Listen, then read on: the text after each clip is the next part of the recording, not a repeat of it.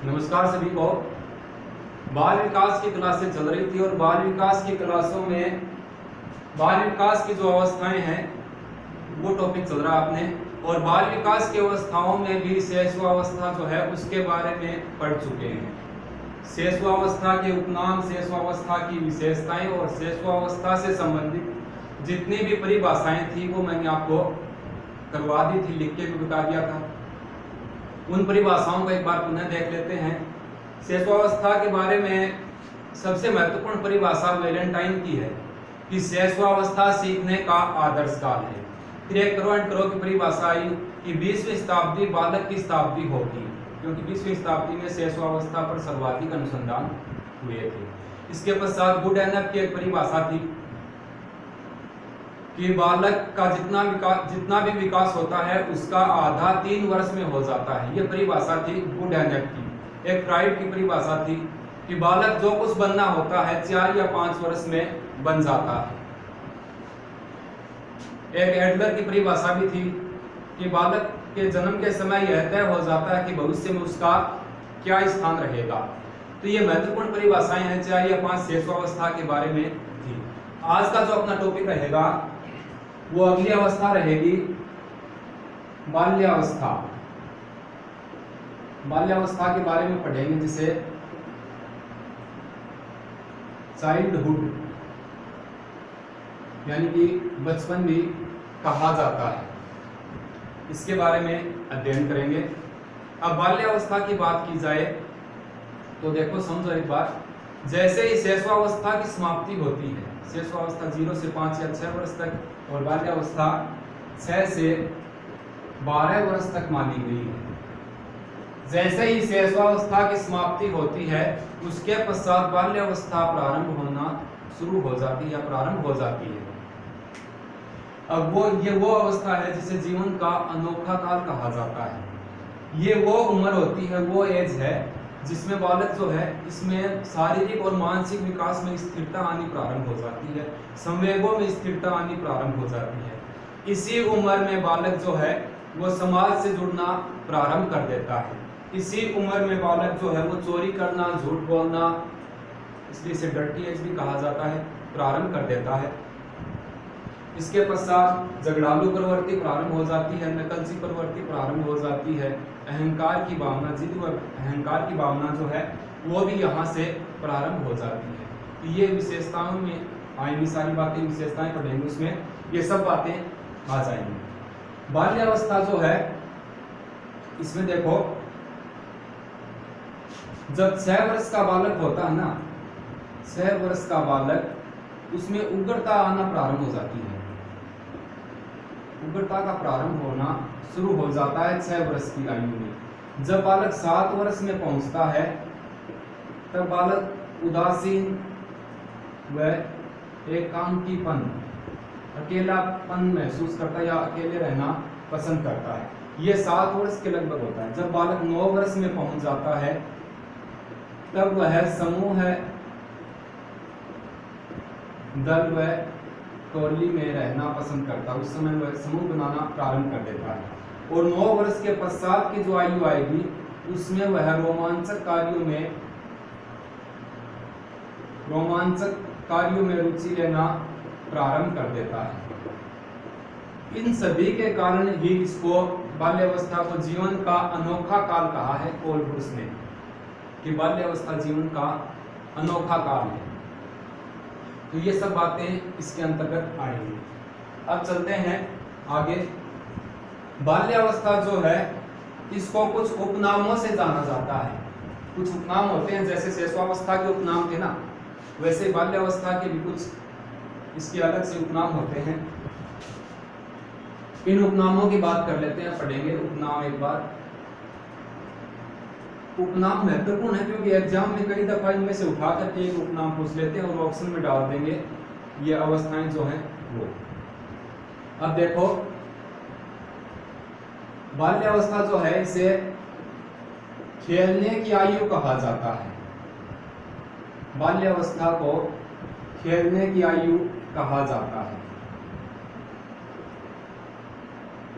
तार्किकता की आयु, तार्किकता की आयु भी बाल्यावस्था को ही कहा जाता है। जीवन का निर्माणकारी काल, जीवन का निर्माणकारी काल भी बाल्यावस्था को ही कहा जाता है। ये फ्राइड ने कहा है जीवन का निर्माणकारी काल। सिगमंड फ्राइड जो है इन्होंने बाल्यावस्था को जीवन का निर्माणकारी काल बताया है। टोली दल व समूह की आयु, टोली दल व समूह की आयु जब 9 वर्ष के आसपास पहुंचता है बालक, उस समय टोली दल व समूह में रहना पसंद करता है। मिथ्या परिपक्वता का काल, मिथ्या परिपक्वता का काल, यह भी बाल्यावस्था को ही कहा जाता है। मिथ्या परिपक्वता का काल।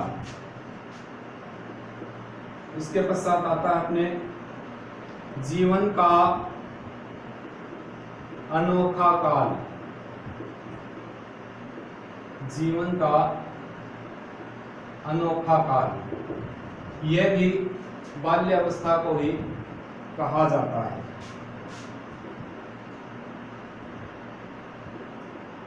अब आता है प्राथमिक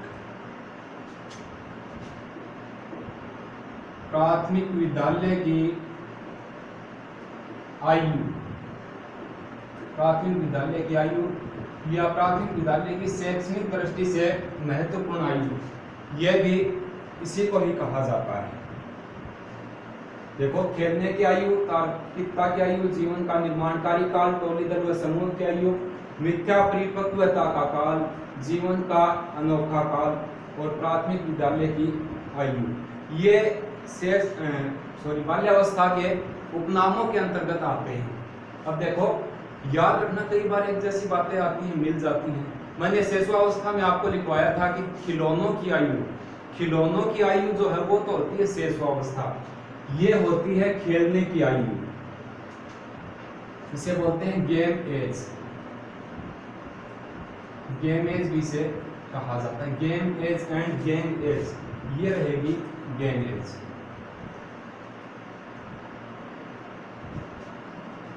अब तार्किकता की आयु, ये वो उम्र होती है 6 से 12 वर्ष तक, इसमें बच्चा जो है वो तर्क करना प्रारंभ कर देता है। शिशुअवस्था जो थी वो तो थी अतार्किक आयु और इसे कहते हैं तार्किकता की आयु। जीवन का निर्माणकारी काल, जीवन का निर्माणकारी काल, इसको किसने कहा है? सिगमंड फ्राइड ने इसको जीवन का निर्माणकारी कहा है। टोली दल व समूह की आयु यानी गेंद एज भी कहा जाता है इसी को इकट्ठी एज भी बोलते हैं। मिथ्या परिपक्वता का काल, ये रोस ने कहा है कि बाल्यावस्था मिथ्या परिपक्वता का काल है। इसके पश्चात आता है जीवन का अनोखा काल, ये कहा है कोलबुर्स ने, इसी को कहा जाता है बाल्यावस्था को। अब मिथ्या परिपक्वता का काल क्यों कहते हैं? इसमें बालक ये सोचता है कि मैं समझदार हो गया हूं, मैं बड़ा हो गया हूं, परिपक्वता का आभास उसे होने लग जाता है, लेकिन वास्तव में वो परिपक्व यहाँ पर होता नहीं, उसे ऐसा आभास होता है, नहीं मिथ्या यानी कि झूठा आभास हो रहा है परिपक्वता का, वो परिपक्व हुआ नहीं। प्राथमिक विद्यालय की आयु, प्राथमिक विद्यालय की शैक्षणिक दृष्टि से महत्वपूर्ण आयु जो है वो भी बाल्यावस्था को ही कहा जाता है। तो ये कुछ ऐसे पॉइंट हैं जो कि उपनामों के अंतर्गत आते हैं। अब एग्जाम में प्रश्न इसमें से कैसे आएगा वो देखते हैं। ये पूछे कि निम्न में जीवन का निर्माणकारी काल है। ऑप्शन ए शिशुअवस्था, ऑप्शन बी बाल्यावस्था, ऑप्शन सी किशोरावस्था और ऑप्शन डी परिपक्व अवस्था। तो इस हिसाब से क्वेश्चन आएगा। जीवन का निर्माणकारी काल है बाल्यावस्था। बाल्यावस्था को मिथ्या परिपक्वता का काल कहा है। ऑप्शन ए फ्राइड ने, ऑप्शन बी रॉस ने, ऑप्शन सी कोलबुर्स ने और ऑप्शन डी किलपैट्रिक ने। तो ये रॉस ने कहा है। इस हिसाब से क्वेश्चन बनते हैं। ये तो इंपॉर्टेंट है तीनों बातें। अब आगे चलते हैं। ये उपनामों के अंतर्गत थे। एक बार आप इनको अच्छे से देख लोगे ना तो याद हो जाएंगे, ज्यादा हार्ड नहीं पड़ते। इसके पश्चात आती है बाल्यावस्था की विशेषताएं। बाल्यावस्था की विशेषताओं की बात करें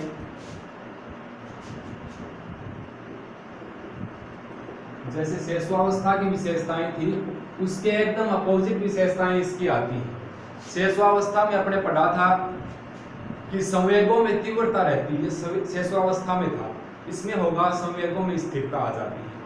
शैशवावस्था में था शारीरिक व मानसिक विकास में तीव्रता होती है, इसमें क्या रहेगा, शारीरिक व मानसिक विकास में स्थिरता आ जाएगी। उसमें बालक न सामाजिक होता है और न ही असामाजिक, इसमें सामाजिकरण का प्रारंभ हो जाता है। उसमें नैतिकता का भाव था शैशवावस्था में, इसमें नैतिकता का प्रारंभ हो जाएगा।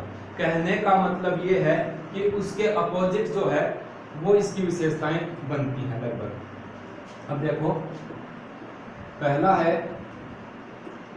शारीरिक व मानसिक विकास में,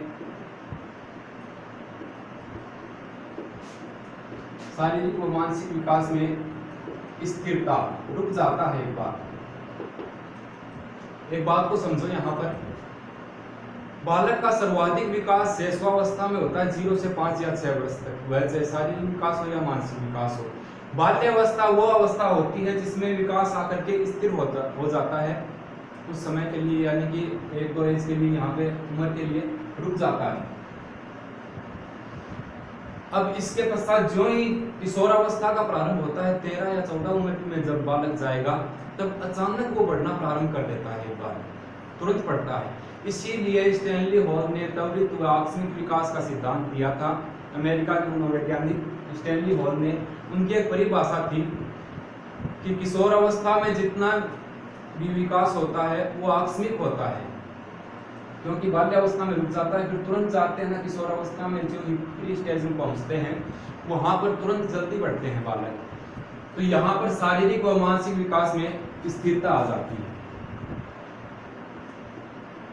संवेगों में स्थिरता, संवेगों में स्थिरता आ जाती है। शैशवावस्था में क्या था, संवेगों में तीव्रता थी, और संवेगों में भी सबसे ज्यादा भय संवेग जो है वो होता है शैशवावस्था में। यहाँ बालक जो है साहसिक कार्यों में रुचि लेना प्रारंभ करने लग जाते हैं। संवेगों में स्थिरता, सामाजिकरण, सामाजिकरण का प्रारंभ, यानी बालक जो है वो समाज से जुड़ना प्रारंभ कर देता है। इसी उम्र में ही बालक में झगड़ालू प्रवृत्ति,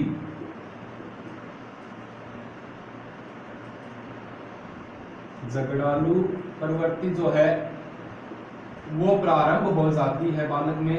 बालक में झगड़ने की प्रवृत्ति बाल्यावस्था से ही प्रारंभ होती है। इसके पश्चात आता है झूठ बोलना, चोरी करना।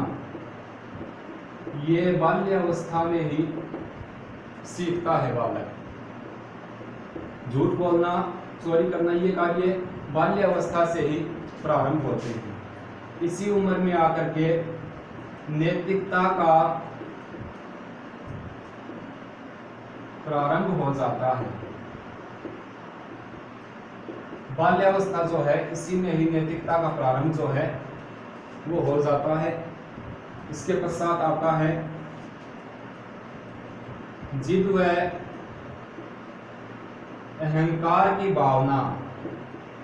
जिद व अहंकार की भावना जो है वो पनपना प्रारंभ हो जाती है।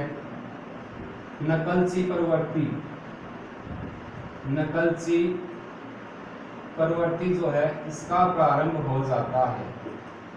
इसी उम्र में नेता बनने की चाह, नेता बनने की चाह जो है वो प्रारंभ हो जाती है। परिश्रमहीनता, परिश्रमहीनता।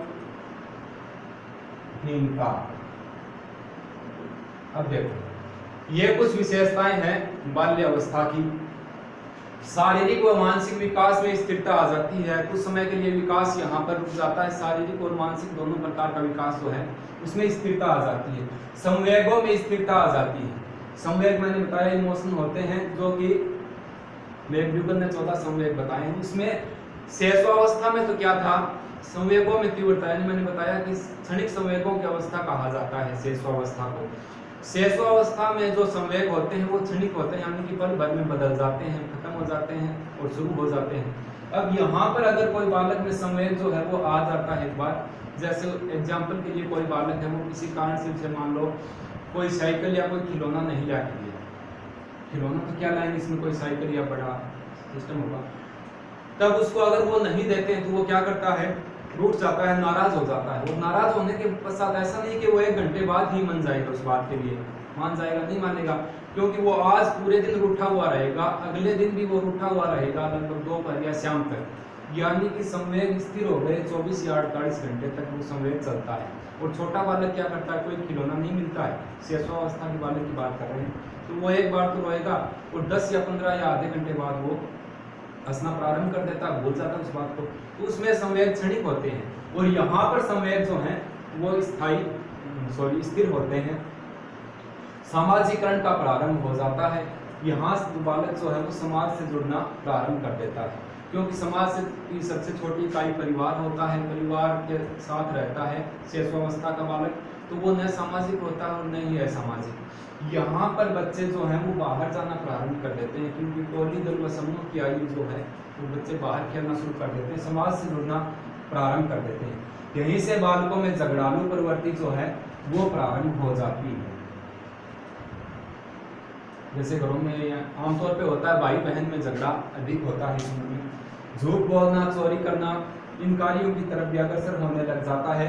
बाल्यावस्था में नैतिकता का प्रारंभ हो जाता है। मैंने एक एग्जाम्पल दिया था कि घर में कोई मेहमान आता है तो शेषवावस्था का बालक जो है वो देखकर रोना प्रारंभ कर देता है, जबकि इस उम्र के बालक जो हैं 6 से 12 वर्ष के उम्र के बालक, ये घर में कोई मेहमान आता है तो उससे नमस्कार करना, उसके पैर छूना, ऐसे काम जो है नैतिकता जो है वो प्रारंभ हो जाती है।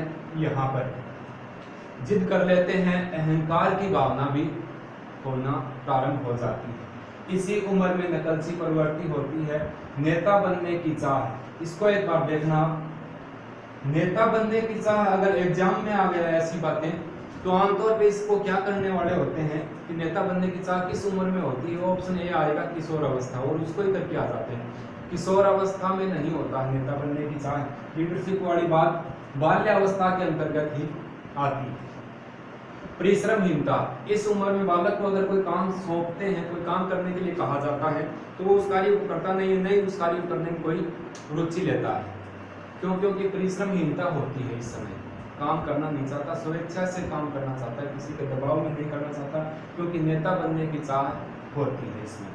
तो ये कुछ विशेषताएं थी बाल्यावस्था के बारे में। अब इसके पश्चात एक दो परिभाषाएं हैं, एक दो नहीं वैसे 3 या 4 मुख्य परिभाषाएं रहेंगी, उनको देख लेते हैं एक बार। आप अगर वीडियो देखकर इन नोट्स को उतारना चाहो तो उतार लिया करो, मैं एकदम पूरा स्पष्ट करवा रहा हूँ आप लोगों को, जितना भी एग्जाम के लायक बनता है ना, मोस्ट इम्पोर्टेंट है, वो पूरा करवा रहे हैं। अब बात करते हैं परिभाषाओं की। परिभाषाएं, सबसे पहली परिभाषा है फ्राइड की, सिगमंड फ्राइड की परिभाषा है कि बाल्यावस्था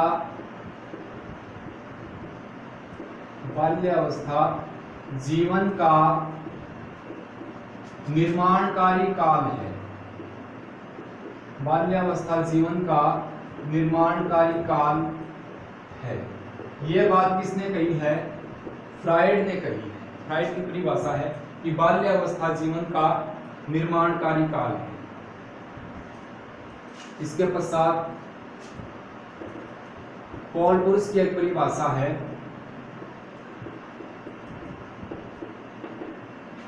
कि बाल्यावस्था जीवन का अनोखा काल है। बाल्यावस्था जीवन का अनोखा काल है। ये किसने कहा है? पॉल बुर्स ने कहा है। एक रोज की परिभाषा है।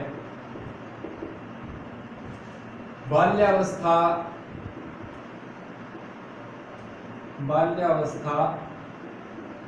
मिथ्या परिपक्वता का काल है। बाल्यावस्था मिथ्या परिपक्वता का काल है।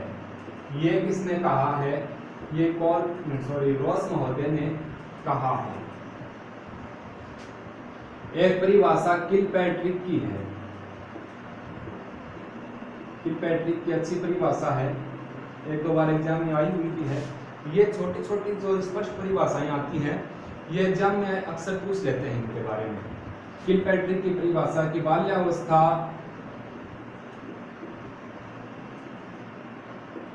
प्रतिद्वंद्वात्मक सामाजिकरण का काल है। प्रतिद्वंद्वात्मक सामाजिकरण का काल है। ये किसने कहा है? ये कहा है किलपैट्रिक महोदय ने। इसके पश्चात स्ट्रैक की एक परिभाषा है कि ऐसा कोई खेल नहीं है, ऐसा कोई खेल नहीं है जिसे बाल्यावस्था का बालक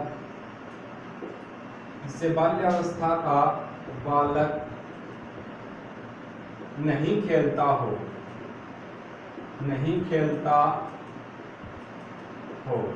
ये किसने कहा है? ऐसा कोई खेल नहीं है जिसे बाल्यावस्था का बालक नहीं खेलता हो, ये स्ट्रैक ने कहा है। तो ये कुछ महत्वपूर्ण परिभाषाएं हैं। एक बर्ट की परिभाषा भी है, वो भी लिखवाई देते हैं साथ। बाल्यावस्था भ्रमण व साहसिक कार्यों का रूप है। साहसिक कार्यों को कहा जाता है। ये बाल्यावस्था भ्रमण व साहसिक कार्यों को कहा जाता है। अब ये सिगमंड फ्राइड की परिभाषा बाल्यावस्था जीवन का निर्माणकारी काल है। ये परिभाषा फ्राइड ने दी है बाल्यावस्था के बारे में, याद रखना इंपॉर्टेंट है। इनको छोड़ देती है ऊपर वाले चारों परिभाषाएं महत्वपूर्ण रहेगी। पॉल बुर्स की परिभाषा है बाल्यावस्था जीवन का अनोखा काल है।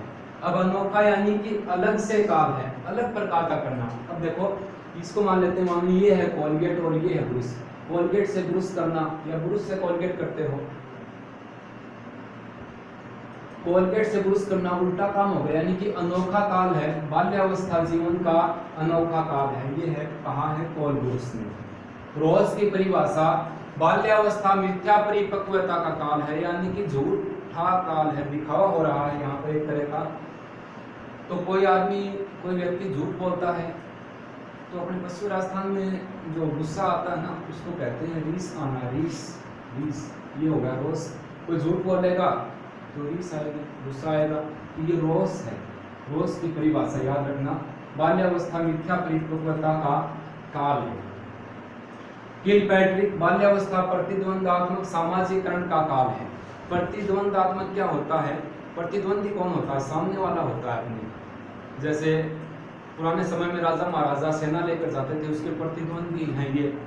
या फिर अपने कोई मैच होता है तो प्रतिद्वंदी टीम पाकिस्तान है या जो भी है, तो प्रतिद्वंद्वात्मक यानी कि आगे वाला। अब एक किल है, मान लीजिए ये किल है।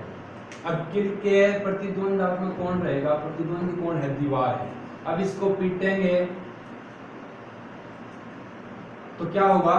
इसको याद करना है, किलपैट्रिक। किल और पैट्रिक, किल को पीटना प्रतिद्वंद्वात्मक सामाजिकरण का काल है। इसको याद रखना, बाल्यावस्था प्रतिद्वंद्वात्मक सामाजिकरण का काल है। थोड़ी सी हिंट देने के बाद आप समझ जाओगे। स्ट्रैक की परिभाषा ऐसा कोई खेल नहीं जिसे बाल्यावस्था का बालक नहीं खेलता। और बर्ट की परिभाषा बाल्यावस्था भ्रमण व साहसिक कार्यों को कहा जाता है। तो ये था अपने आज बाल्यावस्था का टॉपिक। इसके पश्चात कल की जो क्लास रहेगी वो रहेगी किशोर अवस्था के संदर्भ में। तब तक आप वीडियो को देखिए, और कोई भी इससे संबंधित आपको कोई बात पूछनी है तो वो कमेंट्स में बता दिया करो, सीधे मैसेज नहीं किया करो, कमेंट्स में बता दिया। अगर कोई भी सुधार की गुंजाइश होगी तो वो करेंगे। अभी टेक्निकल टीम पूरा नहीं हो पाई है, कुछ समय और लगेगा। उसके साथ वीडियो की जो क्लास की क्वालिटी है उसमें कुछ सुधार करने का प्रयास करेंगे।